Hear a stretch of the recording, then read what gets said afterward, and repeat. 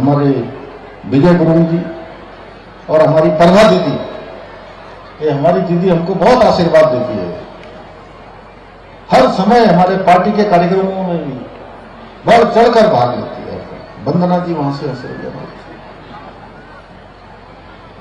यहाँ उपस्थित हमारे लेफ्टिनेंट जनरल शक्ति गुरुंग जी, पदम सिंह थापा जी, कहाँ है पदम सिंह जी?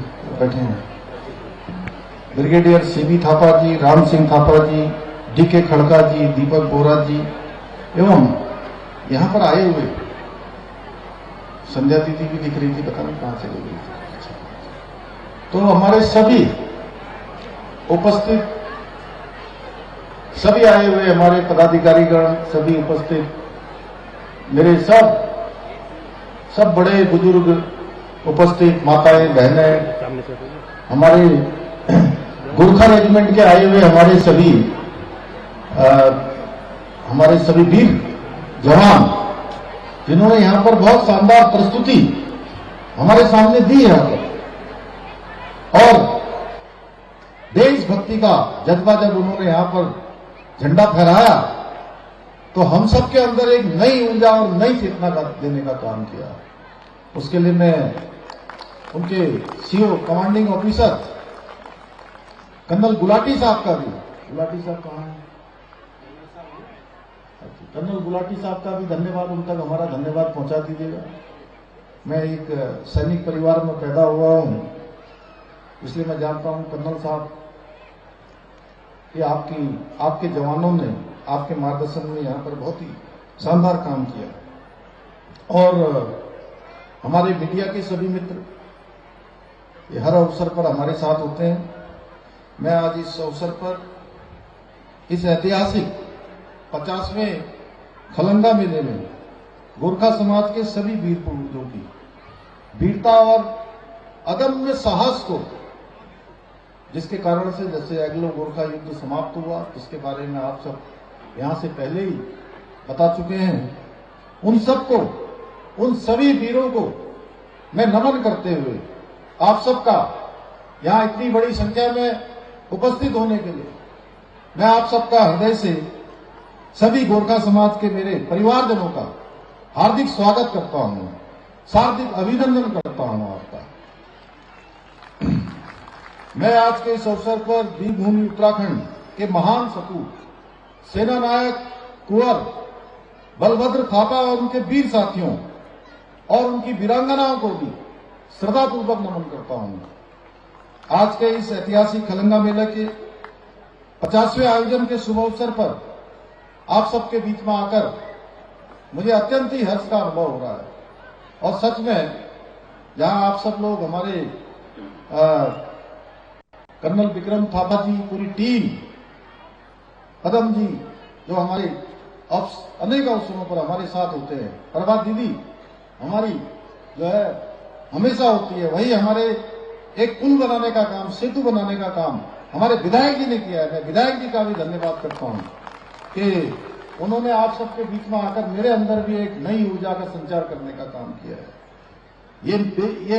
ये मेला वीरभूमि उत्तराखंड के उन अमर बलिदानियों की गाथाओं का स्मरण करने का अवसर है, जिन्होंने अपनी मातृभूमि की रक्षा के लिए अपने प्राणों को निछावर कर दिया और पूरी दुनिया के अंदर स्वाभिमान, वीरता और साहस का अमिट संदेश छोड़ दिया।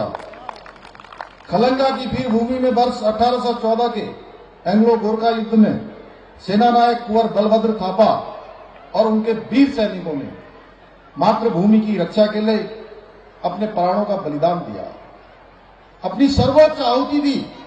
इस युद्ध में कुंवर बलभद्र थापा और उनके 600 वीर सैनिकों ने 3000 ब्रिटिश सैनिकों की विशाल सेना का सामना करते हुए अपनी वीरता और रणनीति कौशल से, साहस से, पराक्रम से, अपनी वीरता से ब्रिटिश सेना के छक्के छुड़ा दिए।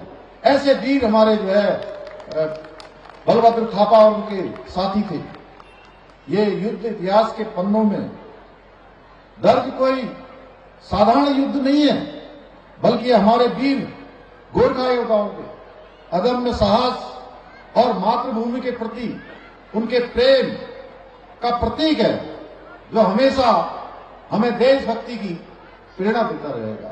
हमारे आने वाली नई पीढ़ियों को भी हमेशा उनका स्मरण होता रहेगा कि ये खलंगा में इस प्रकार का जो मेला है, खलंगा मेला, ये क्यों आयोजित होता है, इसमें हर वर्ष इतने हजारों लोग क्यों एकत्र होते हैं। उनको प्रेरणा मिलेगी जिन्होंने मातृभूमि की रक्षा के लिए, जिन्होंने धर्म की रक्षा के लिए, हम सब की रक्षा के लिए अपने प्राणों का बलिदान किया है, अपनी आहुति दी है। ऐसे वीरों को हम हमेशा अपने स्मरण में रखें, हमेशा अपनी याद में रखें। और कोई भी वीर होता है, योद्धा होता है, अब वो जो देश के लिए, समाज के लिए, मातृभूमि के लिए अपने प्राणों का बलिदान देता है, तो वो अमर हो जाता है, हमेशा हमेशा के लिए वो अमिट छाप छोड़ जाता है, हमेशा हमारे स्मरण में रहता है। ये इस प्रकार के हमारे योद्धा थे। खलंगा की गाथा हमारे वीर पुरुषों के, जो उनका साहस था, उनका प्रतीक होने के साथ साथ जो हमारी गौरवशाली विरासत है, उसका भी प्रतीक है। जिस प्रकार देवभूमि उत्तराखंड में मनाए जाने वाले, आज हम देखते हैं देवभूमि उत्तराखंड में अनेक मेले आयोजित होते हैं। ये मेले हमारी संस्कृति और विरासत, इसको सहेजने का काम करते हैं, इसको आगे बढ़ाने का काम करते हैं। पीढ़ी दर पीढ़ी हमारे नौनिहालों में, हमारे नवयुवकों में एक संदेश देने का काम करते हैं कि हमारी विरासत, हमारे पूर्वजों ने कितनी कठिनाइयों से इसको हमेशा सुरक्षित रखा था, उसके लिए उन्होंने कितना संघर्ष किया था। उसी प्रकार ये मेला भी हमारी समृद्ध सांस्कृतिक परंपराओं को सहेजते हुए अगली पीढ़ी तक पहुंचाने का एक बहुत ही विशिष्ट माध्यम है। भाइयों बहनों, हमारे देश के अंदर कई ऐतिहासिक धरोहरें हमारे गौरवमयी अतीत की पहचान होने के साथ साथ जो हमारी संस्कृति है, जो हमारी संस्कृति रूपी वट वृक्ष, उसकी मजबूत जड़ें भी है, जो हमेशा हमको हमारे पूर्वजों से जोड़ने का काम करती है, हमारी संस्कृति से जोड़ने का काम करती है। हमारी जो विरासत है, उस विरासत से हमेशा हमको जोड़कर रखती है। आज देश के अंदर हमारे आदरणीय प्रधानमंत्री श्री नरेंद्र मोदी जी के नेतृत्व में इन जड़ों को मजबूत करने का काम हो रहा है। विकास के साथ साथ विरासत को भी आगे बढ़ाने का काम हो रहा है। हमारे प्रधानमंत्री जी हमेशा कहते हैं विकास भी होगा और विरासत भी होगी, यानी कि इस प्रकार की हमारी संस्कृति भी आगे बढ़ेगी। खलंगा युद्ध स्मारक को भारतीय पुरातत्व सर्वेक्षण के संरक्षण में रखना इस दिशा में एक बहुत महत्वपूर्ण कदम है। मैं एएसआई की टीम को इसके लिए धन्यवाद देता हूं, जो इतिहास के इस अमूल्य खजाने को संरक्षित रखने के लिए निरंतर प्रयासरत है। भाइयों बहनों, हमारी सरकार गोरखा समाज के उत्थान के प्रति पूर्णतः प्रतिबद्ध है और उनके विकास के लिए निरंतर प्रयासरत है। मैं सच बताऊं तो मुझे ऐसा लगा नहीं कि मुझे आज उमेश भाई किसी नई जगह ले जा रहे हैं।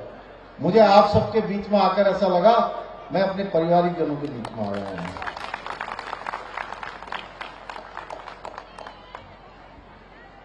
मुझे पूरा विश्वास है कि ऐसे आयोजन नई पीढ़ी को गोरखा समाज की परंपराओं को सजोए रखने, अपने पूर्वजों की वीरता और बलिदान को याद रखने में सहायक सिद्ध होंगे।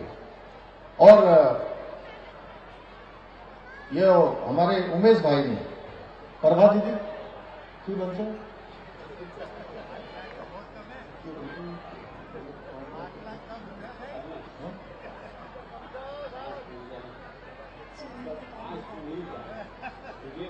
ये खलंगा मेला के आयोजन समिति के लिए मैं 5 लाख रुपया देने की मैं घोषणा करता हूं। और दूसरा, इन्होंने कहा है गोरखा समाज के उत्थान के लिए हम निकट भविष्य में निश्चित रूप से जो हमारा गोरखा परिषद है उसको सशक्त रूप से लाने का भी काम करेंगे। एक बार फिर से हलंगा विकास समिति और सभी आयोजकों को मैं ढेरों बधाई, ढेरे बधाई। और मेले को राज्य स्तरीय मेले के रूप में शामिल करने के लिए भी मैं इसको निर्देशित करूंगा कि कैलेंडर में आकर जो अन्य मेलों के लिए व्यवस्थाएं होती हैं उस प्रकार की व्यवस्थाएं हमारे इस आयोजन के लिए भी हों। आप सबका एक बार फिर से बहुत बहुत धन्यवाद। इस पुस्तक विमोचन में भाग लें।